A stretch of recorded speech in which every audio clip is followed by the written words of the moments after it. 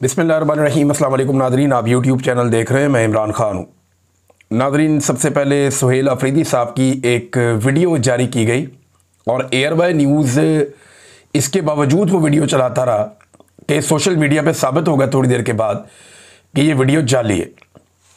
हुआ ये है कि एक वीडियो पहले मंजर-ए-आम पे लाई गई और इसके अंदर एक किरदार जो है वो एक इख्तियार वली साहब हैं जो PMLN से उनका ताल्लुक़ है। उनका भी इसमें एक किरदार है। इस वीडियो के हवाले से दावा ये किया गया और एयरवाई पे हेडलाइन चलाई गई कि ये वीडियो 9 मई की है और इस वीडियो में Suhail Afridi core commander house के ऊपर लाहौर में हमला कर रहे हैं। अब ये 2 नंबरी 10 मिनट पे सोशल मीडिया ने पकड़ ली, क्योंकि सुहेल अफरीदी तो 9 मई वाले दिन लाहौर में था ही नहीं। सुहेल अफरीदी तो 9 मई को लाहौर में आया ही नहीं। और ये जो वीडियो है ये बाकायदा पहले बहुत सारी जगहों पे मौजूद थी सोशल मीडिया पे, और इस वीडियो का रिकॉर्ड निकालकर सामने रख दिया गया कि ये वीडियो 16 मार्च 2023 की है। 9 मई को सुहेल अफरीदी लाहौर में नहीं थे। अब एयरवाई से जब रब्ता किया तो एयरवाई में जो हमारे दोस्त हैं वो ये बताते हैं कि जनाब क्या करें, किधर जाएं। व्हाट्सएप आ जाता है और उसके बाद जनाब, और ये एयरवाई नहीं कहता, बहुत सारे और मीडिया के जो दोस्त हैं वो भी ये बताते हैं। अब मेरे जो पाकिस्तान में दोस्त हैं वो ये क्लेम कर रहे हैं कि उन्होंने जब एयरवाई में रब्ता किया तो एयरवाई के जो लड़के वहाँ काम करते हैं वो कहते हैं हम क्या करें, किधर जाएं। वो बताया जी कि आपकी हेडलाइन ख़राब साबित हो गई है, जाली खबर साबित हो गई है, अब तो इसको बंद कर दें। वो कहते हैं जी नहीं बंद कर सकते, हमें पता है कि हमारी खबर का फैक्ट चेक हो गया है, पता चल गया कि हमारी खबर बाउंस होगी है, गलत साबित होगी, लेकिन नहीं बंद कर सकते। वजह यह है कि व्हाट्सएप के ऊपर हुक्म आ जाता है, वीडियो आ जाती है कि जनाब ये लगानी है और इसको आपने हेडलाइन में चलाना। तो चला रहे हैं, मीडिया का मुंह काला कर रहे हैं।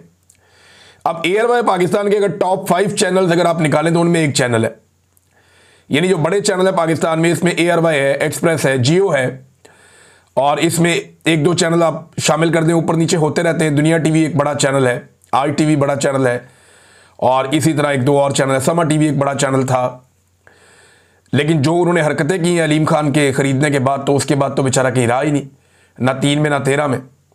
जो लोग उस चैनल को चलाने वाले थे वो सारे लोग चैनल छोड़कर चले गए, इक्का दुक्का को छोड़कर।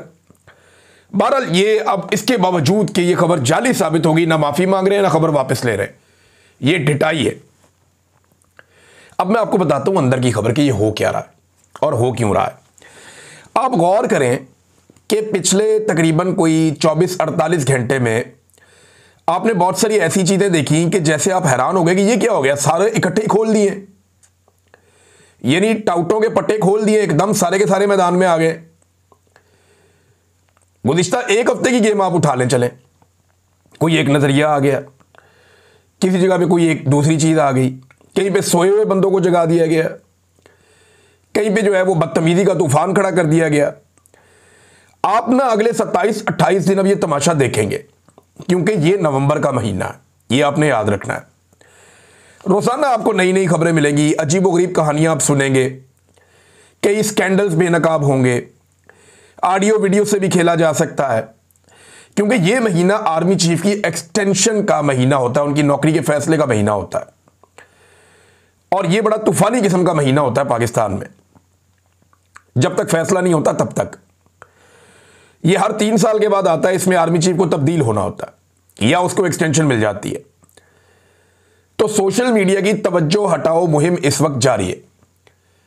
इसके लिए रोजाना आपको नई खबर, नया नजरिया, नई पार्टी, नई चीजें आपको रोजाना फीड की जाएंगी, तवज्जो भटकाई जाएगी। खवातीन के साथ जो है जिस किस्म का सलूक वो शेर अफजल मरवत ने और वो तलत हुसैन ने, इन लोगों ने जिस किस्म की गुफ्तगू की है, एक खातून सहाफ़ी के बारे में डूब के मर जाना चाहिए इनको, बेशर्मों को।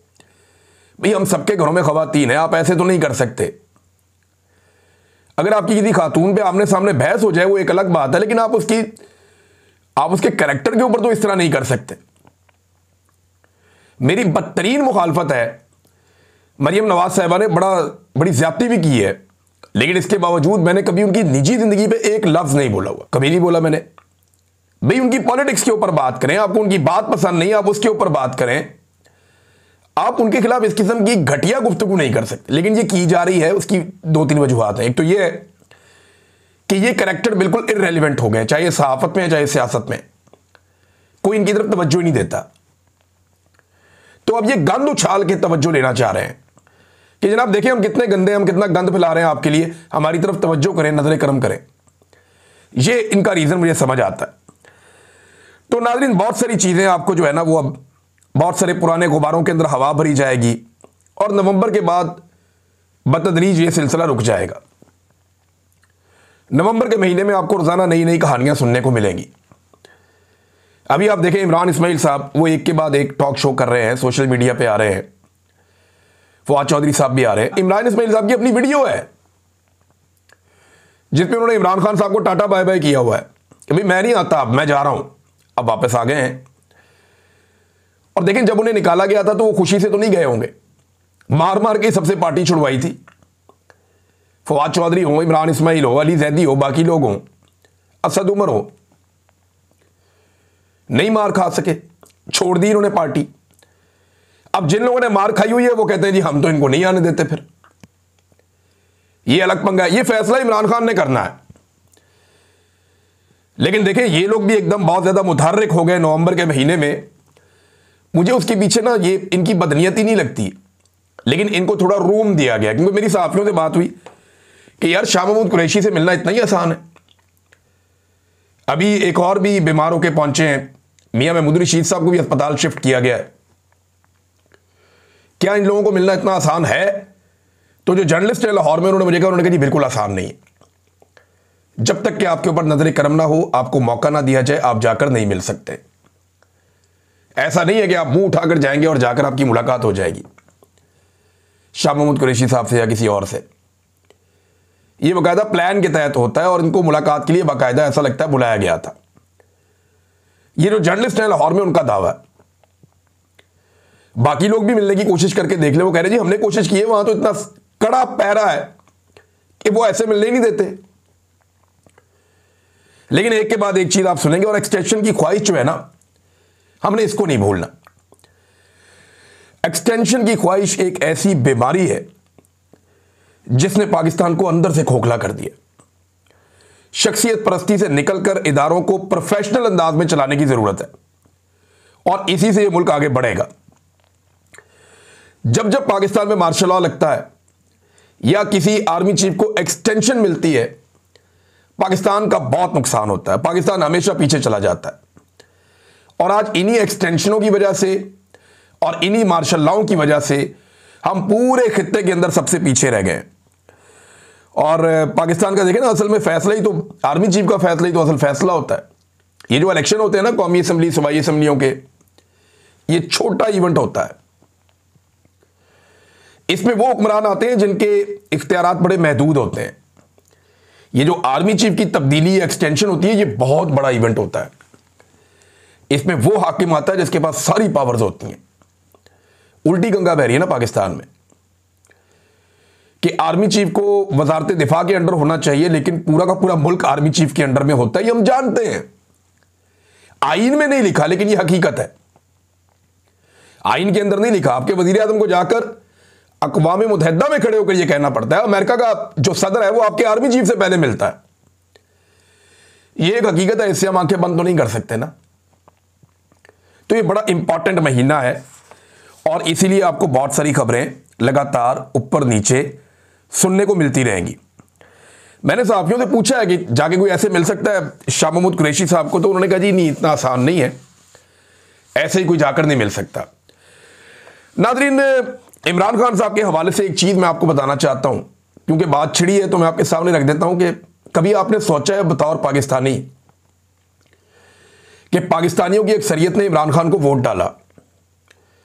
ज़्यादातर पाकिस्तानी इमरान खान को वज़ीर आज़म देखना चाहते हैं। उन्होंने इंतखाबी निशान के बगैर किसी का वोट उठा के वहां फेंक दिया, दूसरे का वहां, तीसरे का वहां, फिर भी निकल निकल के उन सब ने वोट डाला।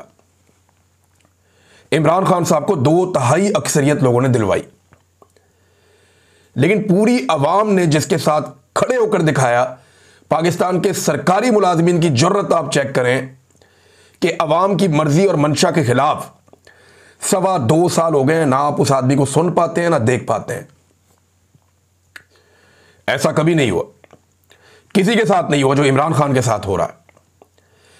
कलभूषण यादव की भी वीडियो आ जाती है अपनी फैमिली से मुलाकातों की, इमरान खान की नहीं आती। ये बात आप जहन में रखें। पाकिस्तान की मिलिट्री एस्टेब्लिशमेंट ने यह तय कर दिया और उन्होंने कहा कि वो ये करके दिखाएंगे। पाकिस्तान की अवाम बेशक पूरी इमरान खान के साथ खड़ी, लेकिन चंद सरकारी मुलाजमीन की अब जुर्रत देखें कि 2.25 साल हो गए पाकिस्तान के सबसे बड़े लीडर को ना अवाम को देखने दिया, ना सुनने दिया। ना उसकी वीडियो बाहर आती है, ना उसकी ऑडियो बाहर आती है, और ना वो पब्लिक के सामने लाया जाता है। यह है जिद। इसको कहते हैं जुल्म, इसको कहते हैं जबर और जमहूरियत का कत्ल जो पाकिस्तान में हो रहा है। और पाकिस्तानी अवाम की आप बेबसी देखिए। लेकिन कब तक ये खेल, यानी तारीख याद रखेगी ना, तारीख याद रखेगी, एक एक बच्चा याद रखेगा। आज स्कूलों के बच्चे, कॉलेजेस के बच्चे, वो सारे इमरान खान को फॉलो करते हैं।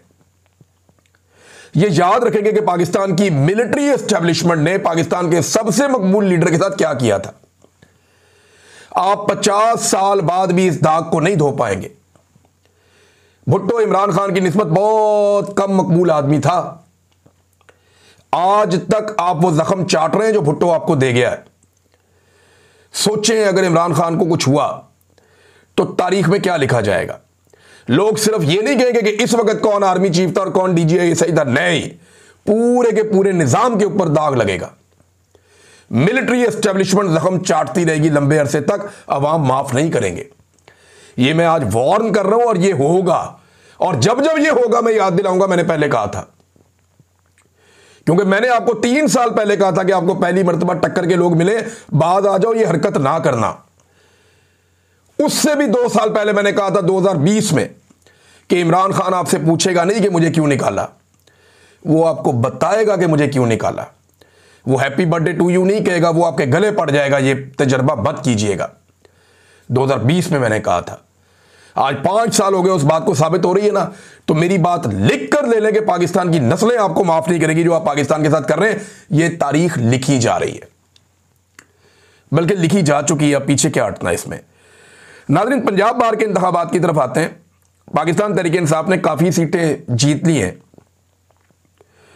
मेरी कुछ सहाफियों से बात हुई, वो कह रहे हैं अभी रिजल्ट मुकम्मल नहीं आए, लेकिन दूसरी तरफ भी सीटें जीत रहे हैं जो तहरीक-ए-इंसाफ के हमायती उम्मीदवार नहीं है, वो भी जीत रहे हैं। और पाकिस्तान तहरीक-ए-इंसाफ बहुत बड़ी कामयाबी हासिल कर लेती अगर हामिद खान ग्रुप और ILF के बीच में इख्तलाफात पैदा ना होते। तो ये मुझे 2-3 जर्नलिस्ट हैं जिनसे मैंने बात की, जो अदालतों को कवर करते हैं, जो इलेक्शंस को कवर कर रहे हैं, उन्होंने ये कहा कि इमरान साहब, बात बड़ी सादा है। हामिद खान ग्रुप एक बड़ा तगड़ा, बड़ा जबरदस्त ग्रुप है और वो कई मरतबा इलेक्शन जीता भी है, उनके पास उम्मीदवार भी हैं, जबकि ILF के पास बहुत तवानाइयां और बहुत सारे वोट हैं। अगर ये दोनों ग्रुप आपस में सही तरह जुड़ जाते तो ये 1 साइडेड मैच होता और ये मैच जीत भी जाते। लेकिन हुआ क्या कि आपसी इख्तलाफात की वजह से फायदा उठाया दूसरे ग्रुप ने, तो उनकी सिचुएशन कुछ हद तक बेहतर है। लेकिन अभी पूरे रिजल्ट आएंगे तो पता चलेगा कि हुआ क्या और हो क्या रहा है। नाज़रीन, एक मैं पहली दफा शाबाश देना चाहता हूं पंजाब हुकूमत को। वैसे तो मैं इसे टिकटॉकर हुकूमत कहता हूं और ये जाली हुकूमत है। हुकूमत करने का जवाब तो इनके पास है नहीं, टके का जवाब नहीं है इनके पास हुकूमत करने का। लेकिन एक पेपर मैंने पढ़ा और ये खानेवाल से एक पेपर आया और असिस्टेंट कमिश्नर की जानिब से पेपर जारी किया गया, ये पंजाब हुकूमत का है। ये पेपर पढ़ने के बाद मेरा दिल किया कि शाबाश देनी चाहिए। जरा पेपर मैं आपके सामने पढ़ के बताता हूं। ये जनाब उन मौलवियों के लिए है जिन्हें या तो वजीफा दिया जाएगा या जो मसाजिद के अंदर इमाम मस्जिद का किरदार अदा करेंगे। नंबर 1, वो मौलवी इस बात का इकरार करेगा, इकरारनामा, मैं दर्ज झेल शराइत और ज़वाबित पर मुकम्मल तौर पर अमल करने का इकरार करता हूं। नंबर 1, मैं मस्जिद के प्लेटफॉर्म से किसी किस्म की मजहबी मुनाफरत, फिरका वराना या इश्तियाल अंगेज तकरीर या बयान नहीं करूंगा। नंबर 2, मैं किसी भी किस्म की हुकूमत पाकिस्तान, रियासती इदारों या कौमी क़यादत के खिलाफ तकरीर या बयान नहीं दूंगा। नंबर 3, मस्जिद का लाउड स्पीकर सिर्फ आज़ान, खुतबा जुमा और इंतज़ामी ऐलानात के लिए इस्तेमाल किया जाएगा। नंबर 4, मैं मस्जिद को अमन, रवादारी और बामी भाईचारे के फ़रोग का मरकज़ बनाऊंगा। नंबर 5, मैं मस्जिद के प्लेटफॉर्म से किसी सियासी सरगर्मी या जमाती तशहीर में हिस्सा नहीं लूँगा।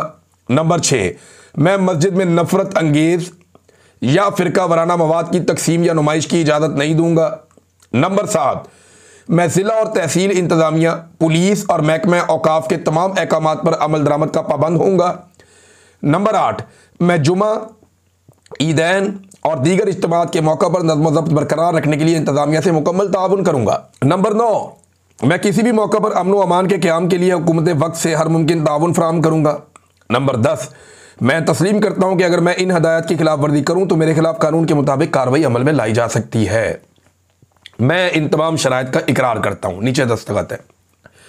मेरे ख्याल में जिस आलिम को या जिस इमाम को वजीफ़ा दिया जाए, सिर्फ उससे ही नहीं, बाकी तमाम जो मसाजिद के अंदर उलमा इकराम या मौलवी हज़रात मौजूद हैं, उन सब से इस तरह के कागज़ों पे दस्तखत करवाने चाहिए और उन्हें बाउंड करना चाहिए कि मस्जिद को जो है वो एक दीनी मकासद के लिए वक्फ किया जाए और वहाँ पे जो सरगर्मियाँ की जाती हैं, यानी मैं तो उलमा इकराम पे हैरान होता हूँ, वो चिल्लाते रहते हैं मरे हुए यजीद पे और मरे हुए फिरौन पे, जो आज के दौर में है उसके ऊपर तो बात ही नहीं करते और नफरत फैलाते हैं। हमेशा इन्हें इस्तेमाल किया जाता है और ज़्यादातर इन्हें एस्टेब्लिशमेंट इस्तेमाल करती है। लिहाजा ये एक अच्छा कदम है। तमाम उलमा इकराम को इसका पाबंद करना चाहिए, तमाम मसाजिद के इमामों को इसका पाबंद करना चाहिए। ये ठीक है, ये गलत चीज़ नहीं है और इसके ऊपर सख्ती से अमल दरामद भी करवाना चाहिए, जैसा कि बाकी ममालिक में होता है, पाकिस्तान में भी होना चाहिए।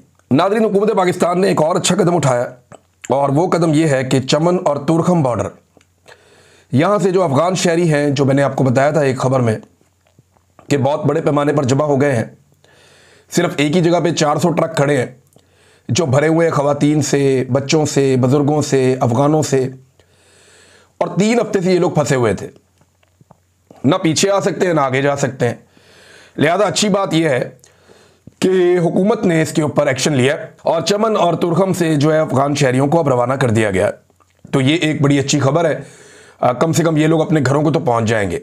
लेकिन जो इनकी तजलील हुई है गुज़िश्ता चंद दिनों में, वो बहुत अफसोसनाक पहलू है, वो नहीं होना चाहिए था। नाज़रीन, अब तक के लिए इतना ही। अपना ख्याल रखिएगा, अपने इस चैनल का भी। अल्लाह हाफ़िज़।